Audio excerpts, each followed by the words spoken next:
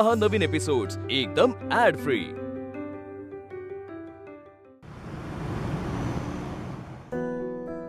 आली तेव्हा मोठमोठ्या गप्पा मारत होती, आपण येऊ करू तेव करू, 100 गणपतीची ऑर्डर घेऊ, सगळ्या मोठमोठ्या गप्पा। आणि आता गेली काम सोडून। लोक मला विचारतायत, त्यांना काय उत्तर द्यायची मी? गणपती कुठपर्यंत तयार झाले, काय झाले, सगळे जण मला विचारतायत। तरी मी तिला कामावर ठेवायला तयार नव्हती। ही अशी विचित्र अडचणी सापडलेली पोरगी काय काम करणार? पण मी ठेवली, मला माहिती होतं, पण काय करू मला काही सुचत। बास आई, काय चाललंय तुझं? आनंदी वहिनी काम सोडून गेल्यात, असं का चित्र उभं करतेस तू? त्या स्वतःहून काम सोडून गेलेल्या नाहीयेत, तू त्यांना जायला भाग पाडलेला आहेस। आज तुझ्यामुळे त्यांना राहायला घर नव्हतं, तुझ्यामुळे त्यांना रस्त्यावर यायची वेळ आली, पण याचं तुला काहीच वाटत नाहीये आई। तुला तुझ्या कामाचंच पडलेलं आहे। तुला जितकी काळजी वाटत नसेल ना, इतकी काळजी आनंदी वहिनींना त्यांच्या कामाविषयी वाटते। मला बोलल्या त्या की मी काम पूर्ण करणार, पण मला थोड्या दिवसांचा वेळ द्या। वहिनींचे बाबा आजारी असून सुद्धा त्यांनी उठून कामावरती यायला पाहिजे, असं तुला वाटतंय? आई, तुला जर का असं वाटत असेल ना की या सगळ्यात तुझ्यावरती खूप मोठा अन्याय झालेला आहे आणि तुझ्या मुलाला कोणीतरी फसवण्याचा प्रयत्न करतंय, तर असं अजिबात नाहीये। अगं, वर्षा तर माझ्याशी बोलायला सुद्धा तयार नाहीये।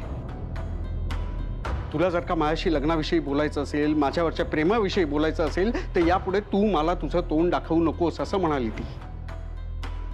हे सगळं का बोलली माहितीये? फक्त तुला त्रास होऊ नये म्हणून। यापुढे एक गोष्ट लक्षात ठेवायची आई, आनंदी वहिनींविषयी, वर्षाविषयी काही बोलायचं असेल ना, तर जरा विचार करून बोलायचं।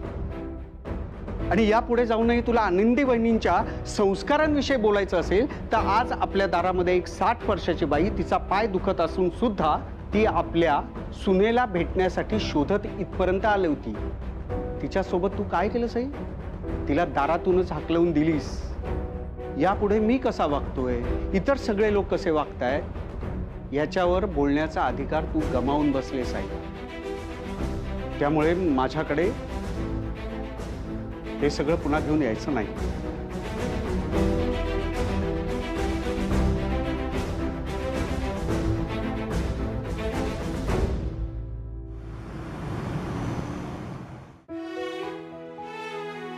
आहेस ना सावडायला मला तू? काळजी नाहीये म्हणजे मला। आता वळा, ठेवा आणि असं वळा। थांबा, मी बघते, तुम्ही बसायचं। नाही, मी आई, तू बाय, तू जाऊन दार उघड। नक्की? हो, नक्की।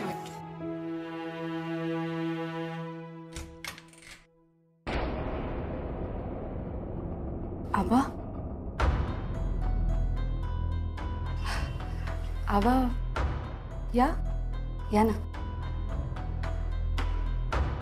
द्या, नमस्कार करते।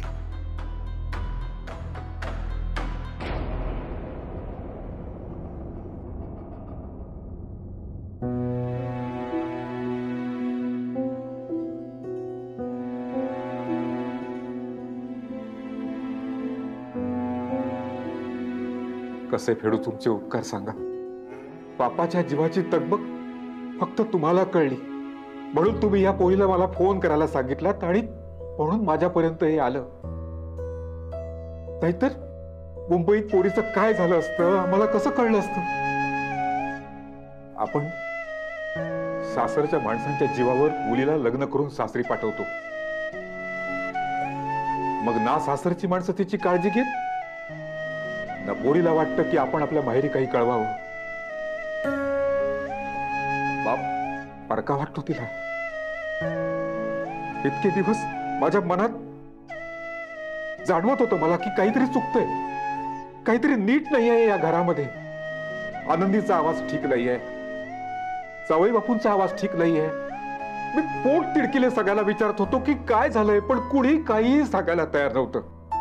आबा, शांत व्हा, कळतंय। या, तुम्ही आधी बसा, बघू, बसा, या इकडे। आनंदी, आबांसाठी थंड पाणी घेऊन ये। या, बसा, जा।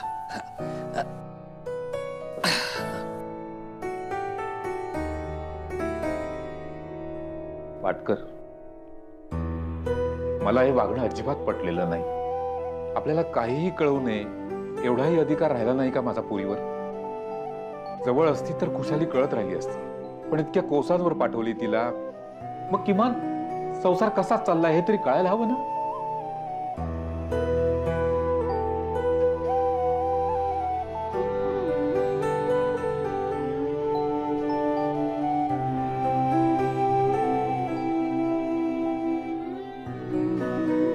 आबा, पाणी घ्या.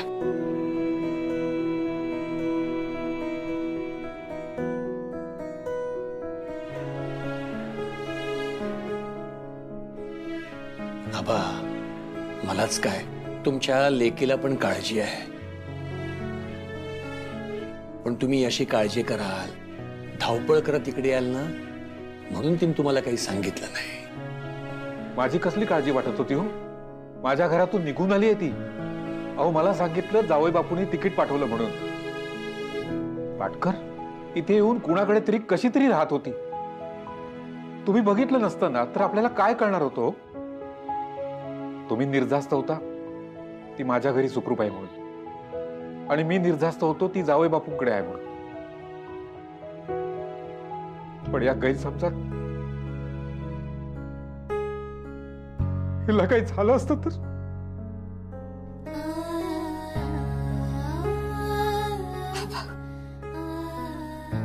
आबा, चुकलं माझं, खरंच चुकलं. सांगायला हवं होतं, माफ करा. आबा, चुकलं ना माझं. आबा, खरंच चुकलं.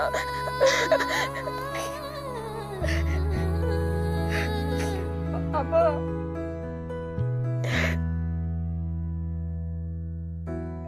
आबा.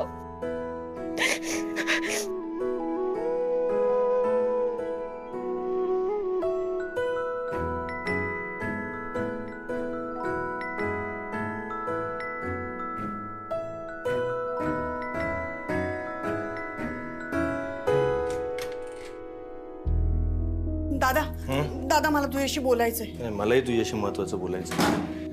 ऐक वर्षा, हा अतुल काय सहजासहजी डिवोर्स द्यायला तयार होत नाहीये. सांगितलं त्याला, कोणाला काहीच फायदा होणार नाहीये या गोष्टीतून. पण आता कसा त्याला बटणीवर आणायचं ते बघूया. नाही तर त्याला कोर्टात तर मी खेचणारच आहे. बघेन त्याला, पण तुला डिवोर्स मी मिळवून देणार, काळजी करू नकोस. दादा, आपण ते सगळं नंतर बोलू. आधी मी काय सांगते ते ऐक. दादा, खाली आबा आलेत. काय? हो हो रे, मला असं वाटतं त्या पाटकरांनी त्यांना सगळं सांगितलंय. वर्षाकडे बघितलं सुद्धा नाही, चिडून निघून गेले खालीच. राघवा, काही झालं तरी ते ह्या घरचे व्याही आहेत. हे बघ, आपली चूक झाली, एवढं सगळं घडलं, त्यांना सांगायला पाहिजे होतं की नाही? आपण नाही सांगितलं.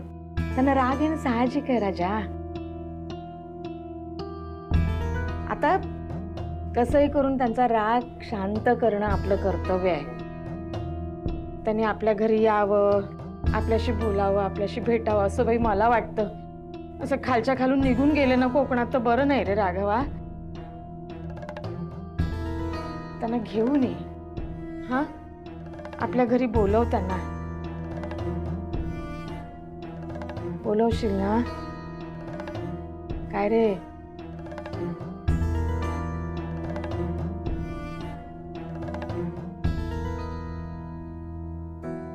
हे घ्या, हे आत नेऊन ठेवा, आणि त्यात आहेत ते आत नेऊन ठेवा. ठेवते मी, पण तुम्ही जरा सावकाश करा. हो वहिनी, नारळ आणि कोकणातला माणूस यांचं नातं निसर्गानंच बनवलेलं आहे, काळजी करू नका. आबा, अजून किती वेळ? झालं झालं, 1 मिनिट. झालं, आलो आलो आलो. आहेत का?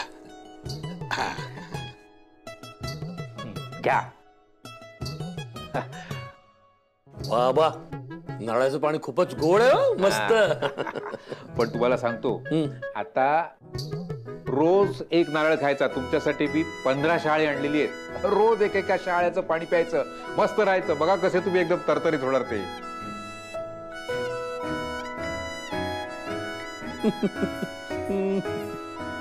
पाय माझे. अहो बाबा, काय झालं गो? अहो आबा, यांना डॉक्टरांनी नारळ पाणी प्यायला नाही सांगितलंय. आबा, ही आपली लेक जरा जास्तच काळजी घेते असं नाही वाटत आहे का तुम्हाला? होय तर कसं आहे ना, तुम्हाला सांगतो, जरा सर्दी झाली की ही मला काढा करून देणार. भजनाला गेलो की तिथे आलं आणून देणार, तुळशीची पानं आणून देणार. आता तुमची केस डॉक्टरनी हिच्या हातात दिली ना, आता काही खैर नाही तुमची.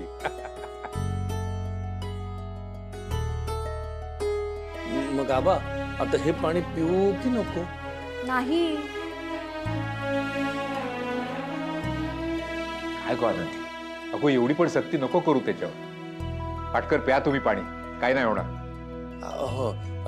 मालती, तू पितेस का? नाही, मला नको, तुम्ही प्या. आनंदी, तुला? नाही नाही, नको मला. बाबा, तुम्ही थोडंच प्या. बर. पाटकर, हिला ना सगळ्यांची काळजी लागून राहिलेली असते.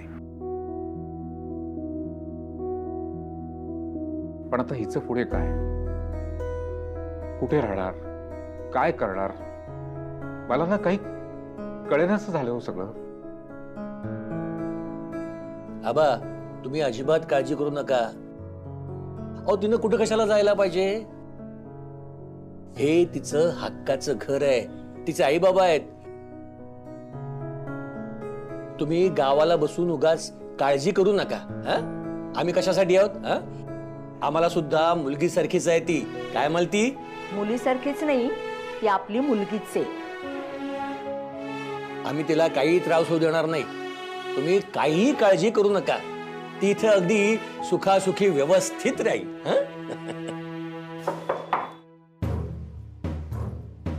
राघव, आत येऊ का? ये ना. अरे ये ना आत.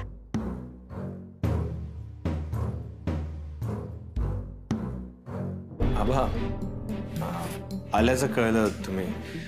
बरे आहात ना? घरी चला ना, आई पण वाट पाहते.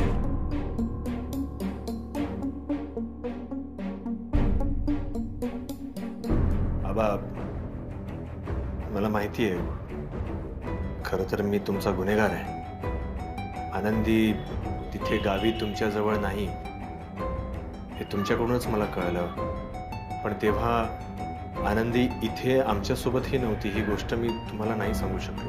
खरं तर मला कळत नव्हतं की मी काय आणि कसं सांगू. खूप वेळ मी तुम्हाला अंधारात ठेवलं. मी खरंच माफी मागतो आणि ह्याबद्दल तुमचा माझ्यावर असलेला राग मी समजू शकतो. पण प्लीज आबा, घरी चला. तुम्हाला मला ओरडायचंय, काही शिक्षा द्यायची असेल, जे काही असेल मला मान्य आहे. पण प्लीज एकदा घरी चला. घरी न येता असे परतू नका प्लीज. काय येतील ते? तू असं काय केलंयस की त्यांनी वर यावं असं तुला वाटतंय? आणि ते तुझ्याकडे नाही, माझ्याकडे आलेत. मी बोलवलंय त्यांना. आणि तुला किती वेळा सांगितलं रे इकडे येत जाऊ नकोस म्हणून? चल निघ. अहो, तो आबांसाठी आला इथे. पण आबा माझ्याकडे पाहुणे म्हणून आलेत. चल निघ. ते वर येणार नाहीत. निघ.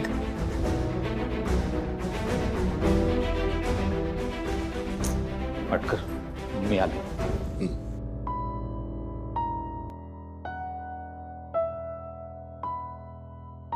जाण्याआधी मी भेटलो तुम्हाला राघवराव.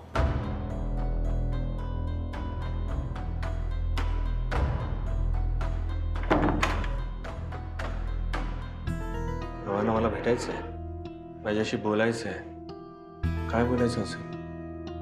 बाबा माफ करतील मला?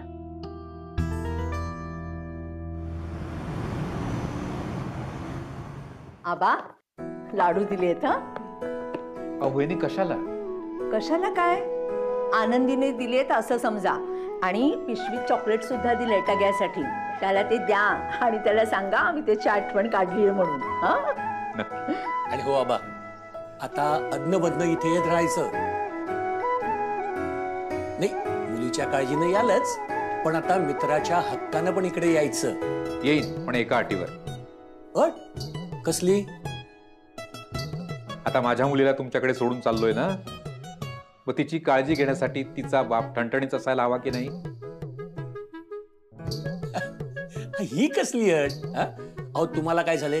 तुम्ही एकदम ठणठणीतच आहात.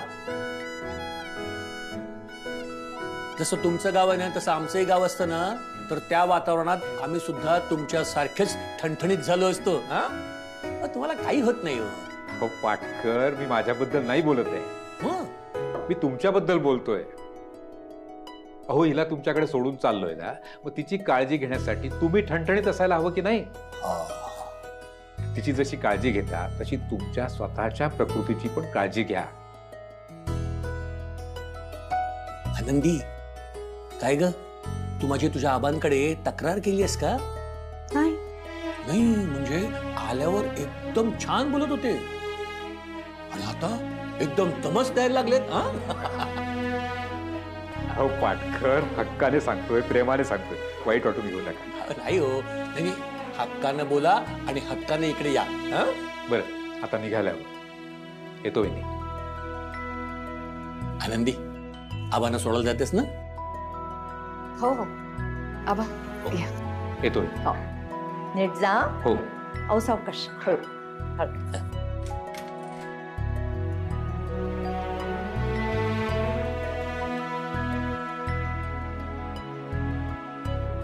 बरं, या या या. परत या. आबा, माका माहिती हा, मी तुमका काय सांगितला नाही, तुमच्यापासून सगळं लपवून ठेवलंय, म्हणून तुमका वाईट वाटलं ना? बरोबर आहे, वाईट वाटणारच. लहानपणी खेळताना खर्चटलं तर तुम्ही अख्खं घर डोक्यावर घेत होतास. आता तर तुमका माझ्या संसाराची काळजी वाटण राहिलेली हा. तुम्ही माझ्या सुखी संसाराची स्वप्न बघितलेली असतात. लेकीच्या सुखापेक्षा तुमका काही महत्वाचं नाही हा, ह्या पण माहित असा आबा. पण माझा संसार अशा वळणावर इला हा, म्हणून तुमका वाईट वाटतंय ना आबा? मी परत माझ्या घरी जाऊ खोया असं पण वाटत असतं ना तुमका? पोराचो हात धरून आवशी बापाशी एका चलाक शिकवचा असत, आणि त्या पोराच्या पायात बळ इला की तो हात अलगद सोडूच असत. बाप म्हणान माका तुझी खूप काळजी वाटता, या जरी खरा असला तरी तुझ्या पायात जा बळ इला तर माका कळला. माका माहित म्हणाल मी तुका काय सांगणार नाही. माका माहित तुका कळता तुझा संसार तू कसो सांभाळू होयो, कधी राग धरून ठेव होयो, कधी आपलो स्वाभिमान धरून ठेव होयो, कधी नाती जपूक होई, कळता तुका. म्हणाल मी तुका काही एक सांगणार नाही. पण पोरा, मी याआधी पण तुका सांगितलंयच आहे, आपल्या घराचे दरवाजे तुझ्यासाठी कायमचे उघडे आहेत. पण हा, यावेळी गेलंस ना तर माझ्याशी खरा बोलायचा, सगळा कायदा माका खरा सांगायचा. तुका मी काही एक प्रश्न विचारणार नाही. आणि हा, तुका नवऱ्याकडे परत जाऊचा असला तर ताई माका फोन करून सांगायचा, मग माझो जीव भांड्यात पडा. पोरा, खूप लहान असल्यापासून तू आपलं घर चांगला सांभाळलंस, या बापाशीक सांभाळलंस. पण याक सांगान तुका, ह्याच्या पुढे खयचाय पाऊल उचलण्यापूर्वी परत एकदा विचार करायचो आणि मग हे पाऊल उचलायचा. करशीत ना? येऊ मी?